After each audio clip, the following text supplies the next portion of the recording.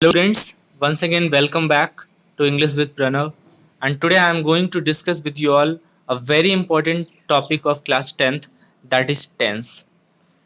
Actually this is a very basic concept but very much important for your exam point of view. ठीक है? So you all guys at first tell me what is tense? Tense denotes the time of action. Tense आमतौर पर time को बताता है and you better know basically three times are there, तीन ही time है। जो बीत गया दैट इज पास्ट, जो अभी चल रहा है दैट इज प्रेजेंट, एंड जो आने वाला है वो future. So there are three types of tenses. First one is present tense, second one is past tense and third one is future tense. You will listen to my words very carefully. Okay, and if you have not subscribed my channel then please subscribe and share it all. Okay, now अब आपको एक चीज पता होना चाहिए कि present tense जो खुद टेंस प्रेजेंट टेंस जो खुद एक टेंस का पार्ट है उसका भी चार पार्ट्स होता है। ठीक है, सबसे पहला प्रेजेंट इंडेफिनिट जिसको सिंपल प्रेजेंट बोलते हैं। सेकेंड पार्ट होगा प्रेजेंट कॉन्टिन्यूअस, पता चल रहा है सबको? सेकेंड पार्ट होगा प्रेजेंट कॉन्टिन्यूअस। थर्ड पार्ट होगा आपका present perfect and fourth part will be present perfect continuous. Okay, so मैं इसका सबका स्ट्रक्चर बताते चलता हूँ, आप लोग गौर से सुनना। सबसे पहले आप लोग ये समझिए कि सिंपल प्रेजेंट कहेंगे किसको? It is use to denote a specific fact, universal truth, work और हैबिचुअल एक्शन, जो हम लोग का हैबिट है या डेली रूटीन में आता है।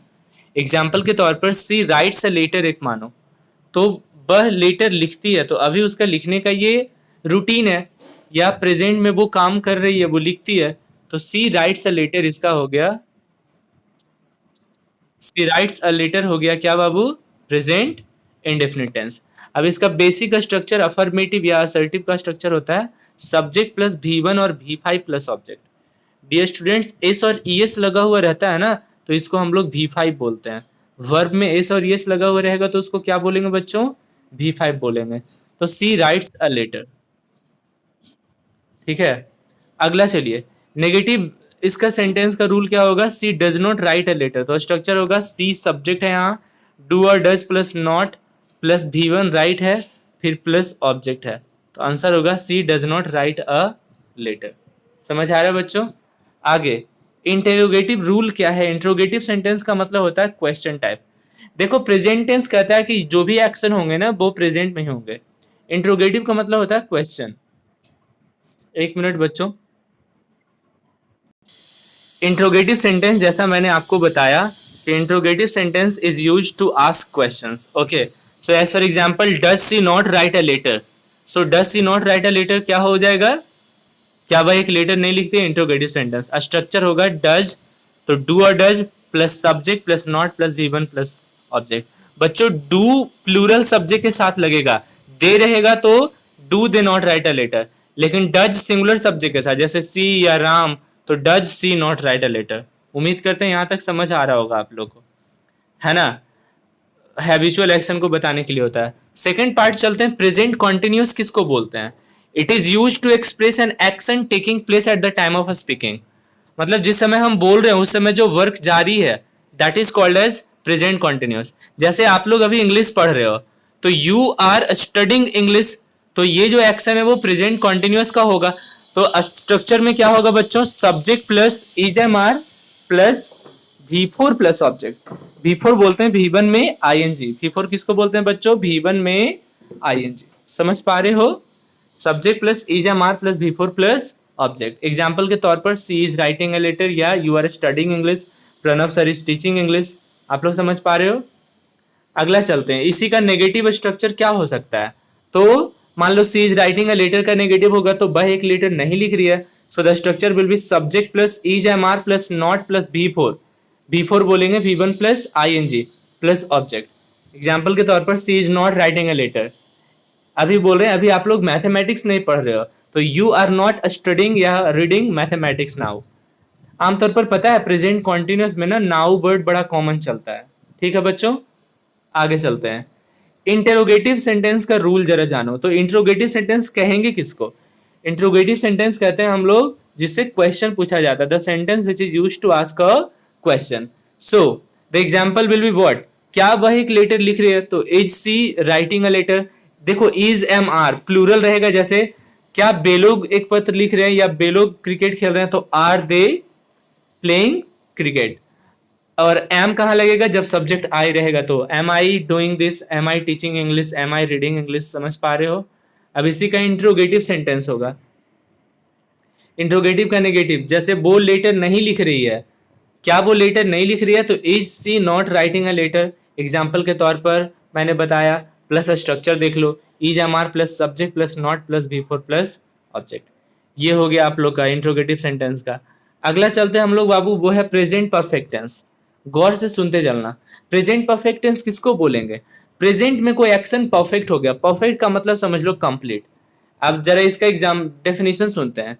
It is use to show an action that started in the past but has just finished.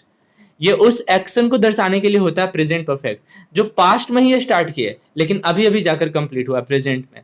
जैसे मान लो कि वह एक लड़की है जो लेटर लिख चुकी है, तो she has written a letter. तो अब एग्जाम्पल के तौर पर जरा समझिएगा, तो सी हो जाएगा सब्जेक्ट, हैज और हैव हो जाएगा यहाँ पर, और V3 रिटन है और ऑब्जेक्ट में लेटर है। बच्चों एक चीज गौर कर पा रहे हो आप लोग कि यदि सब्जेक्ट प्लूरल रहता जैसे दे तो लगता हैव, यदि सब्जेक्ट सिंगुलर है सी है तो लगेगा हैज। हैज सिंगुलर सब्जेक्ट के साथ लगता है और हैव प्लूरल सब्जेक्ट के साथ लगता है। उम्मीद करते हैं यहाँ तक समझ आ रहा होगा आपको। आगे चलते हैं इसका नेगेटिव। तो वह एक पत्र नहीं लिख चुकी है, आमतौर पर चुका है चुकी इसके हिंदी में कहते हैं। तो she has not written a letter. ठीक है, सी सब्जेक्ट हो गया, हैज और have plus not plus written हो गया V3। वो फॉर्म्स आप लोग जरूर याद कर लेना बच्चों। अच्छा, प्रेजेंट परफेक्ट का अगला पार्ट चलते हैं, वो होता है इंटरोगेटिव सेंटेंस। गौर से सुनते जाओ।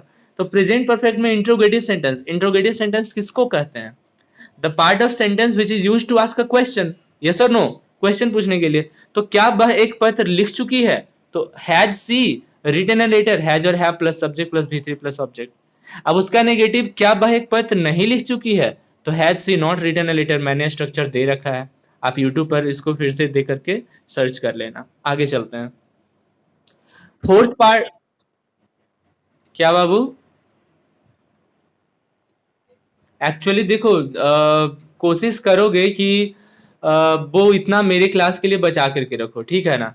आगे चलते हैं, देखना फिर इस पर बात करते हैं हम लोग, ठीक है। प्रेजेंट, हाँ सुनो, प्रेजेंट अभी सुनो ना, उसके बाद हम लोग इस पर बात करते हैं। Present perfect continuous. सो इसका क्या होता है सुन लो। This tense shows the action which started in past and still it is continuing. Present perfect continuous उसको बोलते हैं जो पास्ट में शुरू हुआ, अभी भी चल रहा है और आने वाले समय में भी चलेगा।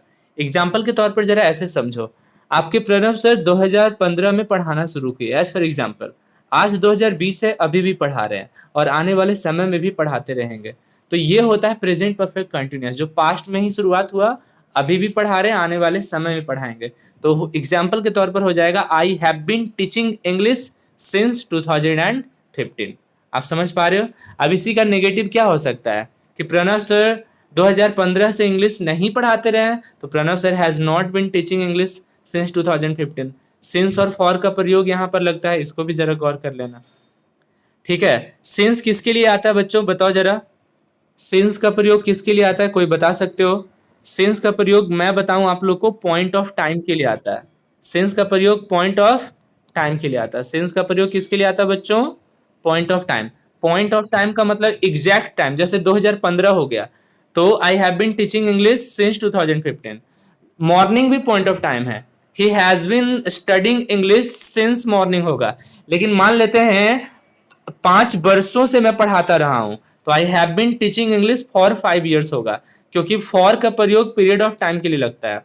फॉर का यूज किसके लिए लगता है बच्चों, पीरियड ऑफ टाइम के लिए। For is used for period of time. समझ में आ रहा है यहां तक सभी को। आगे चलते हैं, जरा गौर करना। अब उसी का इंट्रोगेटिव क्या होगा, क्या प्रणव सर 2015 ईस्वी से पढ़ाते रहे हैं, तो has Pranav sir been teaching English since 2015 होगा या फॉर, सिंस होगा। लेकिन क्या प्रणव सर 6 वर्षों से पढ़ाते रहे हैं, तो 6 वर्षों पीरियड ऑफ टाइम है, तो बताना has Pranav sir been teaching English since 6 years होगा या फॉर 6 years होगा, फॉर 6 years होगा। समझ में आ रहा है बच्चों। आगे चलते हैं इसका नेगेटिव में। तो क्या प्रणव सर 2015 से इंग्लिश नहीं पढ़ाते रहे हैं, तो has Pranav sir not been teaching English since 2015। उम्मीद करते हैं आपको प्रेजेंट परफेक्ट कंटिन्यूअस का स्ट्रक्चर पता चल रहा होगा, इसको देख लेना आप लोग। फिर आइए चलते हैं पास्ट टेंस। बच्चों गौर से मेरी आवाज को सुनते रहोगे। पास्ट टेंस किसको बोलते हैं? पास्ट का मतलब ही होता है बीता हुआ, है ना, the time which has been past, you can से।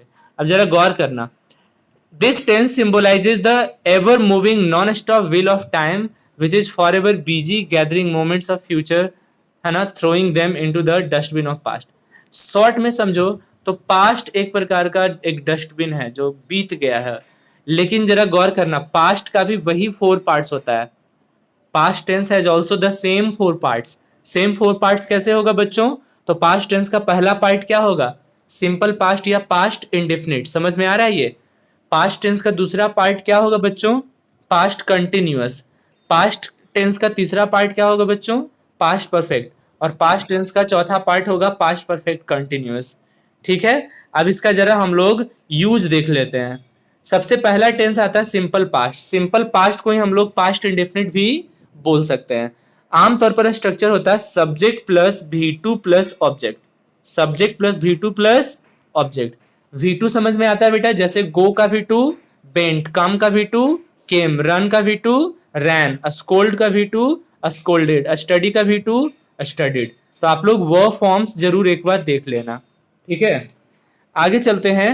तो पास्ट टेंस किसको बोलेंगे? फिर से सुनना, simple past. This tense is used to indicate an action completed in past. Simple past tense का प्रयोग उसके लिए होता है जो एक ऐसा काम हो जो पास्ट में ही कंप्लीट हो गया। जैसे मैंने खाना खाया, तो आई एट फूड या आई टुक फूड, आप समझ पा रहे हो। तो ईट का V2 क्या होता है बच्चों? एट। ईट का V2 क्या होता है बच्चों? एट। आगे, it often occurs. It often occurs with adverb time. आमतौर पर एडवर्ब ऑफ टाइम लगता है इसमें, पास्ट का कोई ये लगता है ना। Sometimes it is use with an adverb of time. अब ये एडवर्ब ऑफ टाइम क्या है? तो एडवर्ब ऑफ टाइम उसको बोलते हैं जो टाइम को बताता है लेकिन वो एडवर्ब के रूप में रहेगा। अब जरा सुनना बेटा, बेसिक असर्टिव सेंटेंस का स्ट्रक्चर क्या होगा? Subject plus V2 plus object. अब वही वह एक पत्र लिखी, तो सी रोट अ लेटर, तो राइट का V2 रोट, तो सब्जेक्ट हो गया सी, रोट हो गया V2 और अ लेटर हो गया ऑब्जेक्ट। उसी का नेगेटिव, वह एक लेटर नहीं लिखी, तो subject plus did plus not plus V1 plus object. Example के तौर पर she did not write a letter. एक चीज गौर कर पा रहे हो, डू लगता था प्रेजेंट में, डू लगता था प्रेजेंट में, और डिड लगता है पास्ट में, डिड लगता है पास्ट में। समझ में आया बच्चों यहां तक? आगे चलते हैं इंटेरोगेटिव सेंटेंस। तो इंटेरोगेटिव सेंटेंस किसको बोलते हैं? The sentence which is used to ask a question. तो पास्ट में भी तो क्वेश्चन पूछा जा सकता है कि क्या वह एक पत्र लिखी, तो did she write a letter, तो स्ट्रक्चर में होगा did plus subject plus V1 plus object. देखो क्या होता है, हेल्पिंग वर्ब के क्वेश्चन में डू और डज या डिड सबसे पहले होता है, उसके बाद सब्जेक्ट आता है। इस बात को आप लोग गौर करना। ठीक है, अब इसी का नेगेटिव टाइप में आएगा, नेगेटिव इंट्रोगेटिव में। तो क्या वह एक पत्र नहीं लिखी, तो did she not write a letter, तो डिड होगा, फिर सब्जेक्ट में सी होगा, फिर नॉट होगा, V1 में राइट है, फिर ऑब्जेक्ट में लेटर है। एक क्वेश्चन मेरे सारे बच्चे के दिमाग में आता है, पता है क्या? कि सर डिड के बाद क्या हम लोग रोट नहीं दे सकते हैं क्योंकि पास्ट है? Did she not wrote a letter, तो मैं बताऊंगा रोट का प्रयोग नहीं होगा क्योंकि डिड ऑलरेडी V2 है। डिड ऑलरेडी क्या है बच्चों? V2 है। समझ में आ रहा है यहां तक? आगे चलते हैं। पास्ट इंडेफिनिट टेंस के बाद कौन सा टेंस आता है बच्चों? Past continuous tense. एक चीज पता है, पास्ट कॉन्टिन्यूअस टेंस को पास्ट इम्परफेक्ट टेंस भी बोला जाता है। पास्ट कॉन्टिन्यूअस टेंस को पास्ट इम्परफेक्ट टेंस भी बोला जाता है, याद रखेंगे। ठीक है, आगे चलते हैं। तो use to denote an action going on at same time in the past, at some time in the past.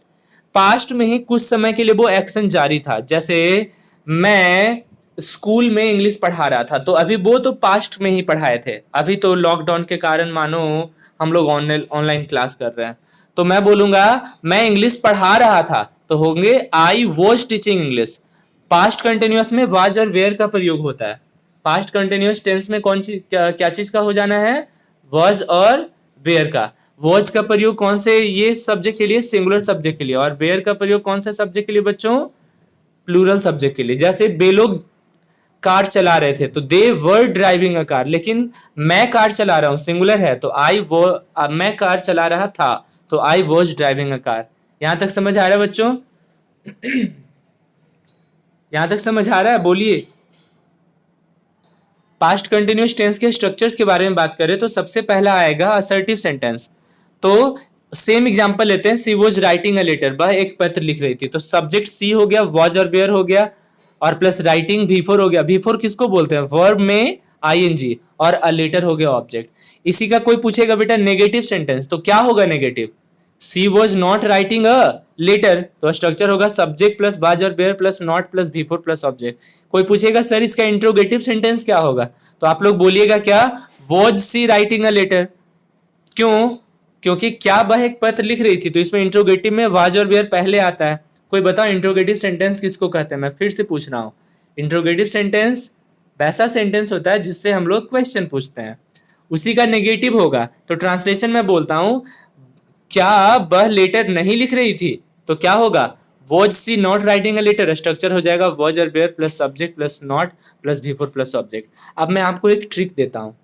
आमतौर पर सेंटेंस में तीन चीज होता है, सब्जेक्ट होता है, वर्ब होता है, और ऑब्जेक्ट होता है। बोलो यस और no.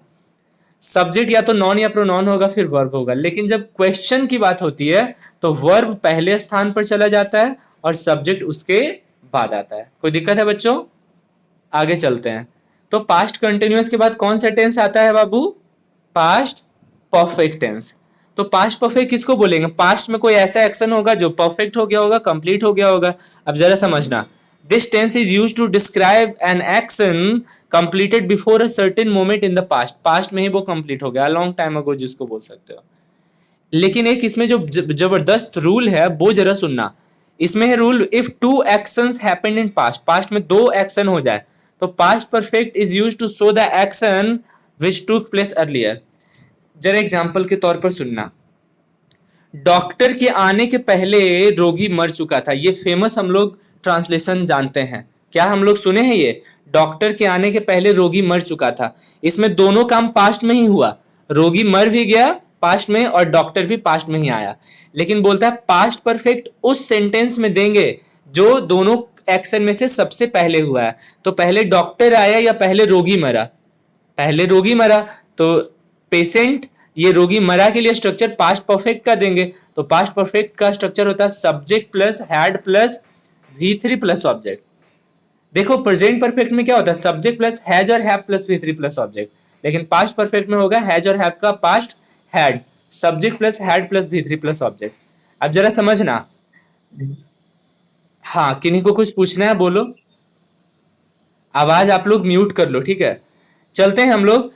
The patient had died पहले हो जाएगा क्योंकि पेशेंट पहले मरा, तो had plus V three, patient had died. लेकिन सेकेंड वाला एक्शन के साथ हम लोग पास्ट इंडेफिनिट देते हैं। आंसर होगा the patient had died before the doctor केम। एक सवाल आप सभी के लिए, बच्चों के लिए जो हमें सुन रहे हैं, आप लोग बताइएगा कि पुलिस के आने के पहले चोर भाग चुका था, जरा इसका ट्रांसलेशन बताइए। पुलिस के आने के पहले चोर भाग चुका था। अब जरा देखना, पुलिस बाद में आया, पहले चोर भागा, तो जो पहले एक्शन हुआ उसके साथ पास्ट परफेक्ट देंगे। तो आंसर होगा द थीफ, सब्जेक्ट हो जाएगा। उसके बाद उसके साथ पास्ट परफेक्ट देंगे, द थीफ हो गया सब्जेक्ट। उसके बाद होंगे पास्ट परफेक्ट में हैड प्लस वी थ्री देंगे, तो the thief had fled away. The thief had क्या बच्चों? Fled away. The thief had fled away हो जाएगा ये पास्ट परफेक्ट। उसके बाद before the police came, before the police came second वाले में हम लोग पास्ट इंडेफिनिट देते हैं। अब चलो बेसिक एग्जांपल हम लोग समझते हैं असर्टिव सेंटेंस का। वह एक पत्र लिख चुकी थी, क्या होगा ट्रांसलेशन बच्चों? सोचो तो। लिख चुकी थी, स्ट्रक्चर मैंने बोला subject plus had plus V three plus object. तो बताओ क्या होगा? सी हो गया सब्जेक्ट प्लस हैड हो गया, और वी थ्री क्या होगा? राइट का वी थ्री क्या होता है? रिटेन। फिर होगा she had written a letter, she had written a letter. समझ में आ गया बच्चों?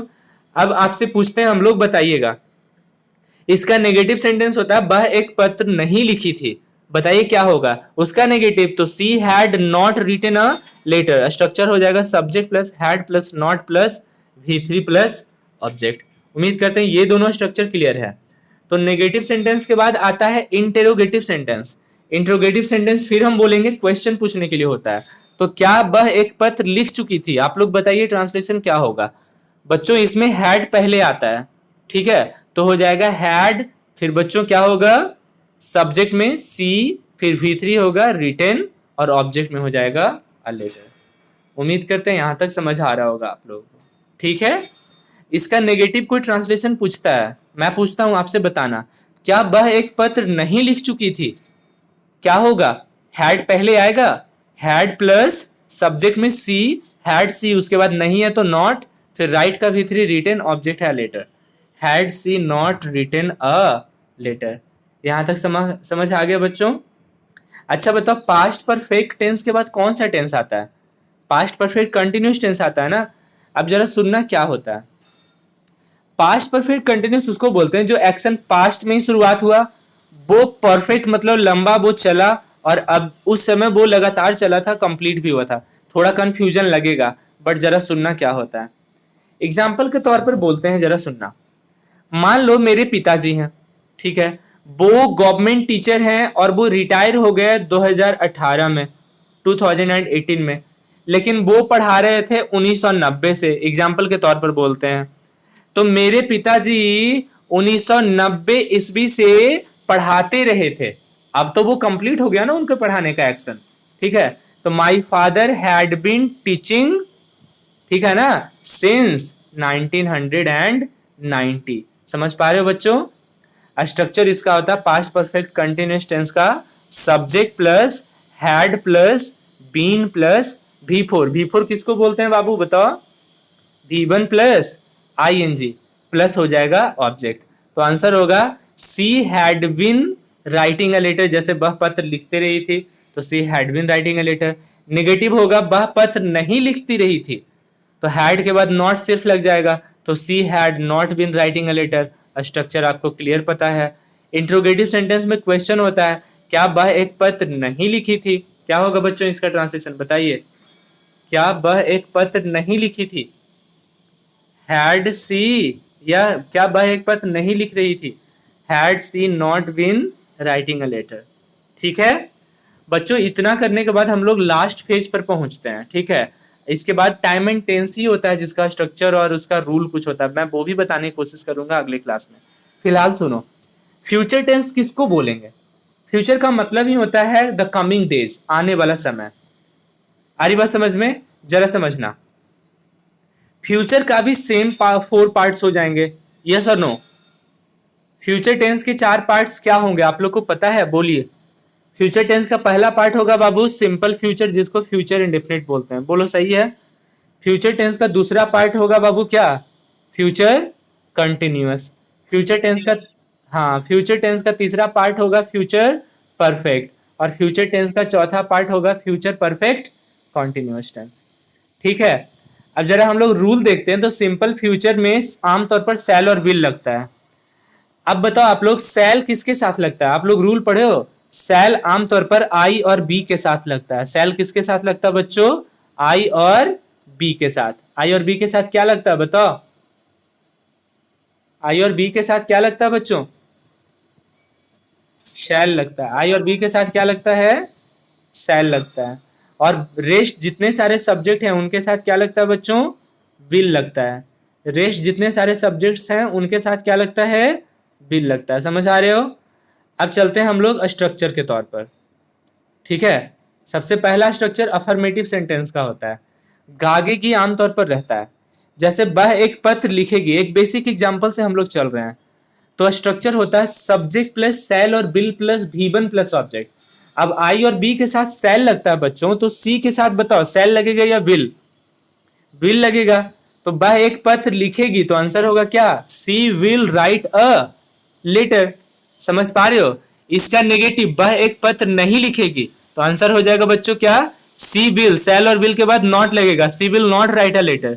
लेकिन वही रहता आई, मैं एक पत्र नहीं लिखूंगा, तो I shall not write a letter. हालांकि एक रूल आपके दिमाग में खटक रहा होगा बच्चों कि सर आजकल तो आमतौर पर आई और बी के साथ भी क्या चीज का यूज होने लगा है? विल का यूज होने लगा है। आजकल मॉडर्न ग्रामर में आई और बी के साथ क्या चीज का यूज होने लगा बच्चों? विल का यूज होने लगा। बट ग्रामर के अनुसार से आई और बी के साथ क्या लगता है बच्चों? शैल लगता है। ग्रामर के अनुसार से आई और बी के साथ क्या लगता है? अब सवाल है सर आई और बी के साथ कहां कहां हम लोग विल देंगे?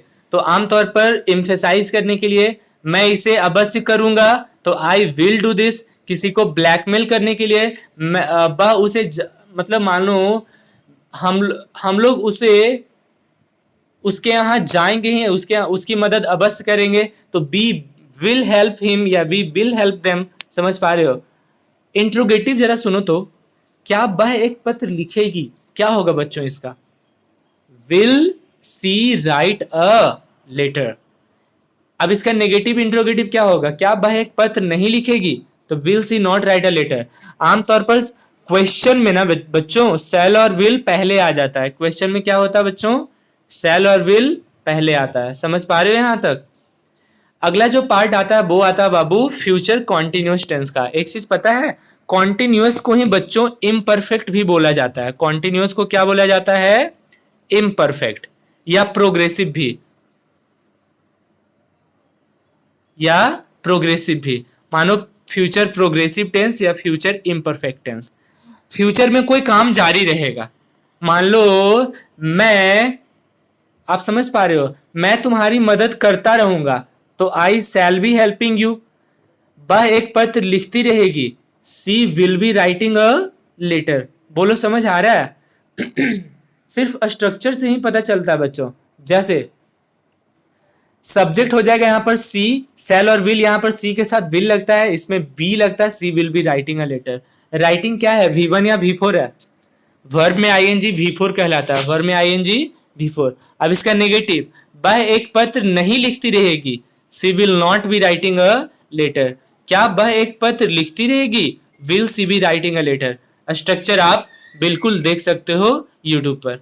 हम लोग चलते हैं फिर बच्चों फ्यूचर परफेक्ट टेंस पर। फ्यूचर में कोई काम परफेक्ट हो जाएगा। जैसे मान लो मैं 2021 ईस्वी तक, आ रही बात समझ में, मैं 2021 ईस्वी तक इस वर्क को कर चुका होऊंगा। अब एग्जांपल के तौर पर I shall have done this work by 2021। देखो इसमें टाइम को दर्शाने के लिए बाई प्रीपोजिशन का यूज होता है। फ्यूचर परफेक्ट में टाइम को शो करने के लिए कौन सा प्रीपोजिशन का यूज होगा बच्चों? बाई प्रीपोजिशन का। अब जरा समझना, जैसे कि वो लोग, जरा समझना यहां पर एग्जाम्पल के तौर पर, वह एक पत्र, वह एक पत्र लिखती रहेगी, मान लो, या वह संडे तक यह पत्र लिख चुकी होगी, तो she will have written a letter by Sunday. अब नेगेटिव सेंटेंस क्या होगा बाबू? She will not have written a letter by Sunday. Will she have written a letter by Sunday इसका इंट्रोगेटिव। उसका negative will she not have written a letter by Sunday. Structure आपको YouTube पर मिल जाएगा, ठीक है। चलते हैं आगे। फ्यूचर परफेक्ट कॉन्टिन्यूस टेंस जो कि लास्ट है, इसमें वही होता है सेल और will plus have plus been plus V4 plus object होता है बच्चों, ठीक है ना। जैसे वह पत्र लिखती रहेगी, तो she will have been writing a letter. उसका नेगेटिव, वह पत्र नहीं लिखती रहेगी, she will not have been writing a letter. समझ रहे हो? क्या वह एक पत्र लिखती रहेगी? Will she have been writing a letter. और क्या वह एक पत्र नहीं लिखती रहेगी? Will she not have been writing a letter. अब जरा सुनना जो मैं बोल रहा हूं, इसका जो भी स्ट्रक्चर है वो आप लोगों को बच्चों तभी क्लियर होगा जब इस पर आप लोग खूब प्रैक्टिस करोगे, ठीक है। तो हमें उम्मीद है आज का क्लास आपको समझ में आया होगा। इसको आगे मैं बताने के लिए मैं टाइम एंड टेंस से स्टार्ट करूंगा। तब तक के लिए आप जरूर इस चैनल को, मैं फिर बोलूंगा, सब्सक्राइब करें और शेयर करें। Thank you everyone.